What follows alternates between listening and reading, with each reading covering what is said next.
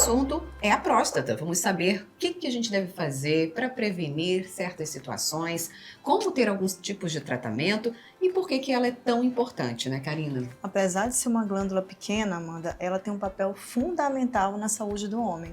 E é sobre isso que a gente conversa hoje, sobre a saúde masculina, com o Dr. Rafael, que está aqui conosco hoje. É um prazer recebê-lo, Dr. Rafael Campos, que é urologista, que vai explicar um pouquinho pra gente sobre a próstata, né? Muita gente tem medo, tem mitos e verdades rondando os tipos de tratamentos, os exames, quando buscar ajuda. E hoje a gente está aqui com um especialista para esclarecer esse assunto. Seja muito bem-vindo, doutor. Obrigado, é um prazer estar aqui com vocês, esclarecer sobre essa glândula que é muito importante para o homem e ela com várias doenças associadas e muito frequentes, né? Então vamos para o básico, né? Exatamente qual é a função da próstata, o que é a próstata e por que ela é importante para a saúde masculina. A próstata, mano, ela é uma glândula que se localiza abaixo da bexiga, tá? Por onde passa também o canal da urina, passa por dentro dela. Ela é responsável, ela tem um papel na reprodução masculina, que ela produz a parte líquida do sêmen, né, que permite que dê segurança para os espermatozoides sobreviverem no trato genital feminino, e ela tem um papel também na continência urinária, que é a capacidade de segurar a urina. Entendi. E esses cuidados com a próstata, quando é que um homem tem que fazer os exames? É a partir dos 40, a partir dos 50? Qual a idade ideal para ele começar com esse check-up, com esse cuidado da próstata? A próstata, a partir dos 40 anos, em torno dos 40 anos, isso varia muito de homem para homem, alguns homens mais precocemente, outros homens mais tardiamente, ela começa a crescer, né? E isso é a parte da doença benigna da próstata. Para Todo homem. Alguns homens ela cresce mais, outros ela cresce menos. Em alguns homens ela cresce numa velocidade maior, em outros numa velocidade menor. E tem homem que tem próstata grande, tem sintomas, tem homem que tem próstata pequena, não tem sintomas, o contrário também é verdadeiro, então varia muito, é muito pessoal. E a partir dos 50 anos aumenta o risco do câncer de próstata, que é outra doença. Ela tem uma doença benigna, basicamente uma doença maligna, que aí é quando se começa o rastreamento da doença. Antes, aos 45 anos, se houver fator de risco associado. E quais são os problemas mais comuns no que se refere à próstata? Não é somente o câncer, né? Isso. Nós temos a hiperplasia prostática benigna, como o nome diz, é a benigna, que é essa que eu expliquei, que é esse crescimento que acontece com a próstata. E ela não tem nada a ver com câncer. Ela não se transforma no câncer. São duas posições diferentes, completamente distintas. E eles dão sintomas? Não, sintomas. Os sintomas urinários basicamente são causados pela doença benigna. Né? A doença maligna, nas fases iniciais, que é a maioria dos casos que são diagnosticados, é completamente assintomática. Então, a doença benigna, que é esse crescimento da próstata, que promove os sintomas, porque o canal da urina passa por dentro da próstata e quando ela cresce, ela estrangula esse canal. E aí, o que o homem vai sentir que é sinal de alerta para procurar um médico? Isso, então ele vai começar a sentir uma alteração do jato urinário, começa a ficar mais fraco, começa a ficar mais demorado, uma dificuldade para começar o jato urinário, uma sensação de esvaziamento incompleto da bexiga, urinou e parece que ainda tem coisa para sair, levanta várias vezes à noite para ir no banheiro, urgência, que é aquela vontade forte, ele tem que largar o que está fazendo e correr para o banheiro, senão parece que vai fazer na roupa. Esses são sintomas... Se confunde um pouquinho com uma infecção urinária, esses sintomas? Muito comumente. Os sintomas da hiperplasia se confundem com a infecção urinária, quanto a hiperplasia de longo prazo, ela pode causar infecções urinárias no paciente também. E qual seria essa diferença entre um e outro, para saber? Só o médico mesmo indo no médico? Só o médico fazendo exames, né? O exame de urina, que a gente, que é a cultura de urina, a gente consegue ver se cresce algum micro-organismo naquele exame e aí confirma a presença de infecção. E doutor, muitos homens só procuram o urologista quando realmente já tem sintoma, né? E isso aí já tá alguma coisa mais agravada. Isso infelizmente ainda acontece. E a hiperplasia prostática benigna, idealmente ela seja tratada da forma mais precoce possível. E muitos homens, às vezes, por mesmo desconhecimento, acreditar que envelhecer é igual a urinar ruim. Então faz parte da idade, isso não tem problema e, na verdade, isso aí, a bexiga ela vai sofrendo repercussões em decorrência dessa próstata aumentada em que ela vai ficando fraca. E o que ela vai perdendo de força de contração a longo prazo é irreversível, não volta mais. Então a bexiga ela fica insuficiente. E do câncer de próstata, não precisa nem falar, né? Quanto mais tardio ele procurar o médico, maior a chance desse câncer crescer e descobrir a doença numa fase mais avançada, quando a gente já não fala mais em cura. E como é que a gente pode fazer essa detecção precoce, né? Já que o câncer não dá sintoma. No caso da hiperplasia, você consegue ter alguns sintomas, que os pacientes podem confundir ali com uma infecção urinária, tem que fazer um exame adequado, seria só o exame de urina. Para os dois casos, para o câncer de próstata também tem algum outro tipo de exame para ter essa detecção precoce? A partir dos 40 anos, o homem pode começar a ter sintomas, e isso talvez já faça ele procurar o médico, né, pela questão urinária. Então, quando ele vai no médico, a gente também já vê a parte do câncer de próstata. Basicamente, para avaliar o câncer de próstata, é realmente o exame do PSA, que é o exame de sangue, e o exame do digital retal, que a gente chama de toque retal, né, que é examinar a próstata para palpar aquela próstata, para saber se tem alguma área que seja suspeita para ter um câncer, que seria uma área mais endurecida, um nódulo na próstata, de fato. E aí, isso aí determina a necessidade de uma biópsia dessa próstata para confirmar se tem um câncer de fato ou não. E na sua opinião, doutor, por que o homem demora tanto tempo para cair a ficha, para se cuidar? Tem preconceito em fazer o toque retal? Isso. Existe muito tabu, né, na sociedade, né, da questão de isso desafiar a masculinidade do homem, né, esse exame desafiar a masculinidade do homem. Tem muito do homem também, muitas vezes ele é o provedor da família e ele não acha tempo para poder ir ao médico. Inclusive, uma das medidas do programa do Ministério da Saúde de atenção integral à saúde do homem é que as unidades básicas de saúde tenham atendimento noturno, que aí esse homem tem a possibilidade de ir ao médico. E muito mesmo também de cultura de não cuidar da saúde de forma preventiva. Ele vai no médico basicamente quando ele está sentindo alguma coisa. Então tem vários fatores e que a gente aborda tudo isso com a atenção integral à saúde do homem, que é o programa do Ministério da Saúde. Tem algum caso, fiquei curiosa para saber, assim, de algum caso que, por exemplo, numa consulta de rotina você conseguiu detectar algo e que, assim, isso foi muito importante para aquela pessoa, para ela não desenvolver algo mais grave?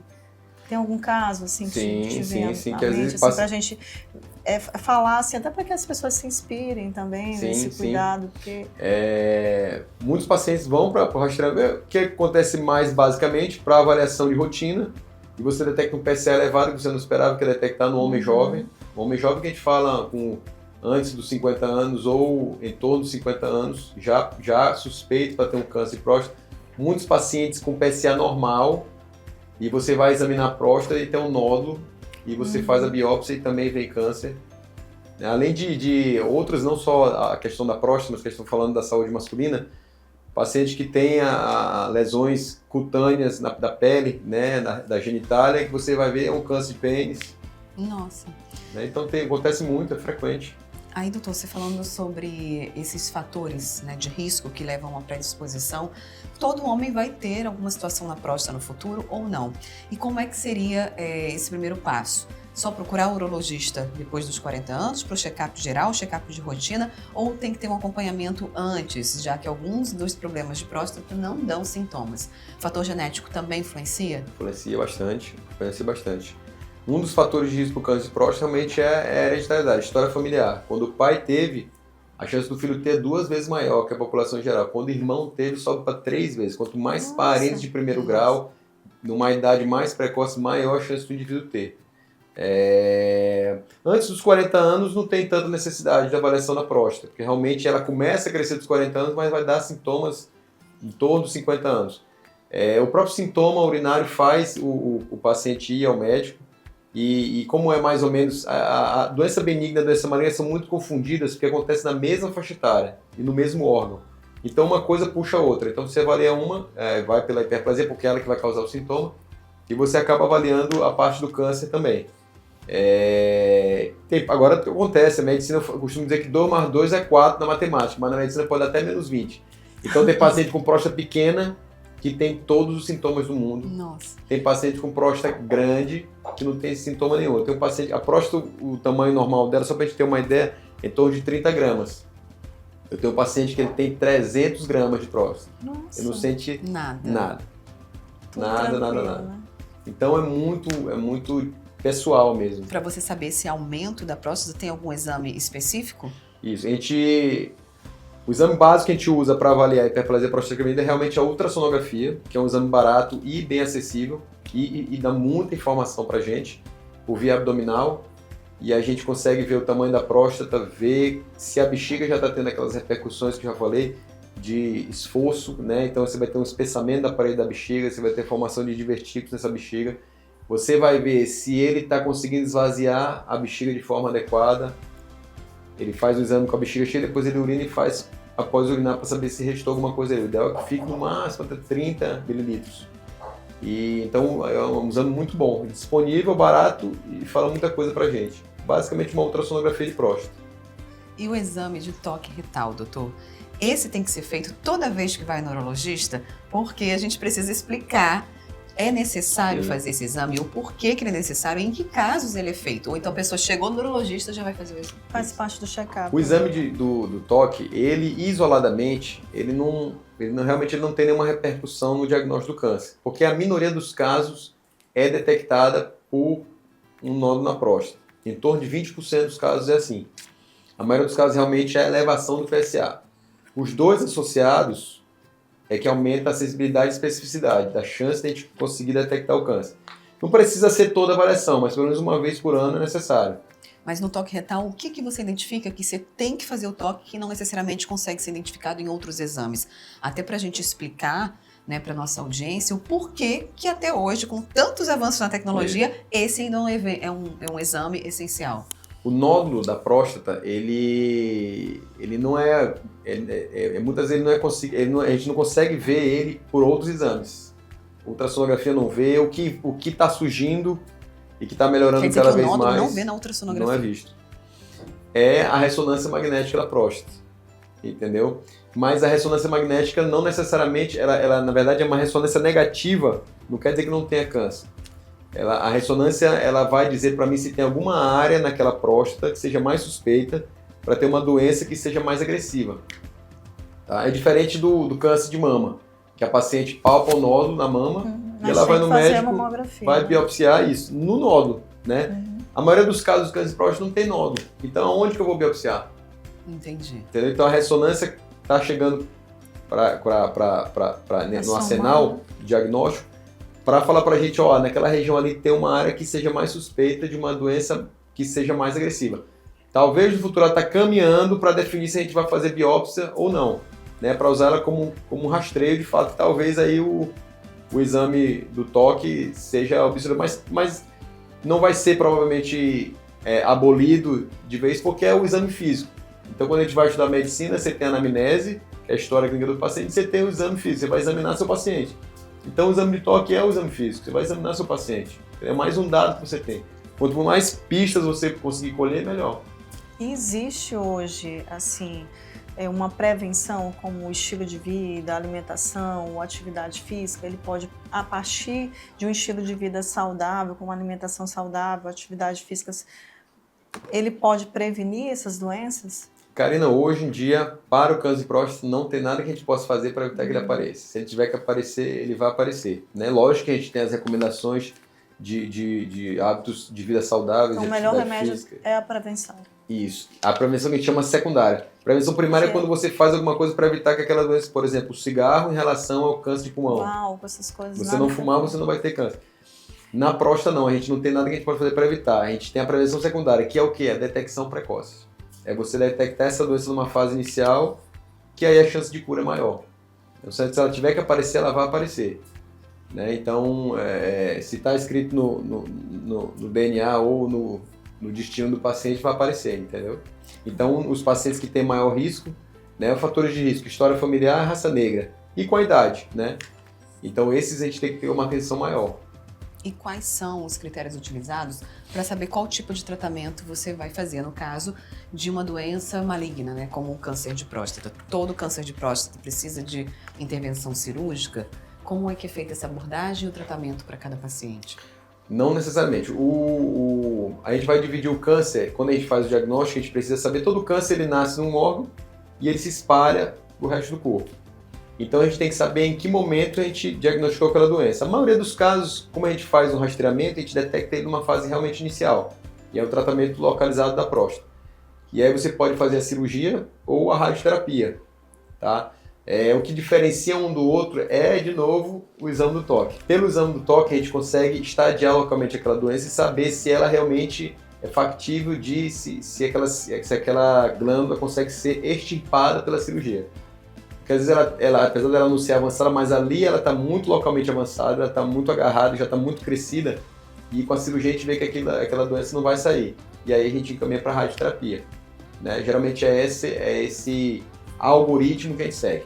Alguns tipos de câncer de próstata, eles são tão pequenos, tão pouco agressivos, que a gente pode se dar o luxo de apenas acompanhar esse paciente, que é o que a gente chama de vigilância ativa. Mas não é mandar ele para casa e não voltar mais no consultório, não. A gente vai fazer um acompanhamento semestral, com PSA, com o exame de toque mais frequente, com a ressonância anual, para saber se aquela doença vai crescer. Porque o tratamento, seja por cirurgia, seja por radioterapia, tem efeitos colaterais que podem causar repercussões físicas e psicológicas que são às vezes até maiores do que o próprio câncer.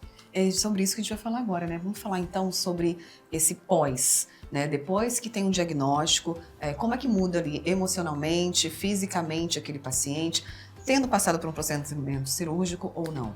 O próprio diagnóstico do câncer já é um impacto grande, né? De ter um câncer. Apesar do câncer de próstata ser a segunda causa de morte, ele é muito menos agressivo que um câncer de pâncreas, um câncer de estômago. O paciente tem uma sobrevida longa, se ele tiver uma saúde boa. Só para você ver, em torno de 1/4 dos pacientes que têm câncer de próstata morrem do câncer de próstata. A maioria morre de outra coisa, doença cardiovascular de outro câncer. Mas os pacientes que são submetidos ao tratamento, principalmente a cirurgia, a gente tem 2 efeitos colaterais principais que interferem bastante na qualidade de vida, que é a incontinência urinária e a disfunção erétil. A incontinência urinária a gente consegue recuperar 90% dos pacientes, especialmente com a cirurgia robótica. E a disfunção erétil em torno de 30%, uma Então, parcela um pouquinho menor. A maioria dos homens não quer fazer o tratamento, né? Isso, por conta tem disso. essa repercussão. Por isso que nos cânceres pouco agressivos, que a gente sabe que não vai dar problema no futuro, a gente faz a vigilância para preservar essa qualidade de vida, né? E tratar o paciente no momento adequado. Se esse câncer crescer, a gente toma a conduta naquela hora. Né? Mas sempre vai ter esse efeito ou pode ser que não Pode ser apresente? pode ser que não. 90% recupera a parte do urinária, 30% recupera a parte da função erétil. Geralmente Se pacientes tiver mais alguma jovens, questão de função erétil, que pode ser que não Isso. tenha. pode ser que não tenha. Pacientes jovens, pacientes que não são diabéticos, pacientes que não são obesos, tem uma recuperação tanto da continência quanto da potência bem melhor. Quanto à radioterapia, você tem as alterações crônicas de inflamação da bexiga, de inflamação do reto, porque o reto fica atrás da próstata. Então, quando faz a irradiação no tratamento, ele também acomete um pouquinho do reto. Isso pode inflamar também o reto, causar sangramentos, diarreia. Na parte da bexiga, um aumento da frequência urinária, urgência, pode ter sangramento também na urina, que às vezes é de difícil controle. Né? Então, o tratamento tem toxicidade e a gente cada vez mais está querendo selecionar mais adequadamente qual que é o paciente que é o candidato que vai se beneficiar desse tratamento. A gente tem visto alguns pacientes mais jovens apresentando esse quadro, doutor. Aí você fala sobre essa questão da qualidade, né, os efeitos psicológicos. A gente sabe que com a idade pode acontecer, mas com esses pacientes mais novos, é comum ter esse tipo de situação? O pico de incidência do câncer de próstata, a gente começa o rastreamento de 50 anos, mas o pico de incidência é em torno dos 65 anos. Mas acontece os outliners, que a gente chama, que acontece numa fase inicial até às vezes antes dos 50 anos. E aí vai depender muito do que veio na biópsia, de como é o PSA desse paciente, de como é o exame da próstata, que é o que a gente faz para estadiar esse paciente. Eu costumo dizer que câncer de próstata é que nem raça de cachorro. Tem cachorro pequeno, tem cachorro grande. Dentro da mesma espécie tem manifestações biológicas bem distintas. Câncer de próstata também, dentro da mesma doença tem manifestações clínicas bem distintas. Tem um que é mais agressivo e tem um que é menos agressivo. E isso vai dizer muito pra gente. O paciente jovem com câncer que é pouco agressivo, a tendência mais é ser conservador, é ir para vigilância ativa. Preservar a qualidade de vida desse paciente. Às vezes ele não tem nem filho ainda.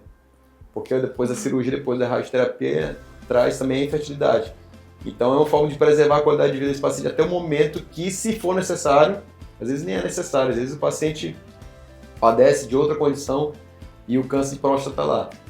E aí, se for necessário, esse cachorro que era pequeno começou a crescer, começou o dente sair, aí a gente ataca nesse momento. Perfeito. Entendi. O importante é que se cuide, né, Isso, doutor? isso. É ter esse diagnóstico, é fazer os cuidados, vocês homens aí, se cuidem. E já chegou o final, né? Já. Gente, tanta pergunta aqui que ainda tinha para fazer. Doutor, tem uma caixa preta aqui. Certo. Que essa caixa preta, Amanda, passa para ele e faz as honras do Saúde na Fique à Mídia. vontade, pode abrir. Prontinho. E Escolher nessa uma caixa perguntinha. preta tem uma pergunta. Trago para vocês? Não, tu vai ler essa pergunta e vai responder aqui de todo o coração para a audiência. Você vai responder pra gente uma perguntinha surpresa que a gente faz aí. O que pros te nossos traz convidados. paz nos dias difíceis? Boa pergunta. pergunta. Bom, que traz paz nos dias difíceis, estar com a família, né? Estar com a esposa e estar com minhas cachorras também. Ele falou de cachorro, eu falei, eu sabia. Eu falei assim, olha, é criador, tem ele um deve caninho, ter tem cachorro. uma paixão. Eu adoro cachorro. Então, eu falei, Tem certeza duas cadelinhas em que casa ele que tem. são amor da minha vida. Ô, gente, eu entendo o que você fala, eu entendo, porque eu gosto muito de cachorro também. Gente, mas nada melhor, né, do que a gente ter esses momentos de folga, de respiro durante a nossa trajetória da vida. A gente até falou sobre jornada leve, sobre ter essa jornada feliz, e são esses respiros que dão fôlego pra gente continuar, né? Ainda mais com a profissão do Dr. Rafael, que lida diariamente com situações difíceis, que mexem com todo o físico e o emocional dos homens. Então a gente precisa realmente ter essa válvula de escape, né, doutor? Sim, sim. Essa que é a mensagem, né? A gente tem que fazer o que gosta, mas também tem que ter o momento que você tem que desopilar um pouquinho para poder, senão não Estar consegue, com quem gosta não consegue também, né? tratar bem quem precisa de tratamento, né? Próximo. Pois, doutor, muito obrigada. Eu que agradeço a oportunidade. A gente agradece. Você que ficou com a gente até aqui o finalzinho, pode compartilhar esse vídeo com quem precisa saber um pouquinho mais sobre tratamentos e sobre a próstata. Aliás, com todos os homens, né? Porque é sobre a saúde de vocês. E aproveita e se inscreve aqui no canal. Exatamente. Tchau, tchau, gente. Saúde.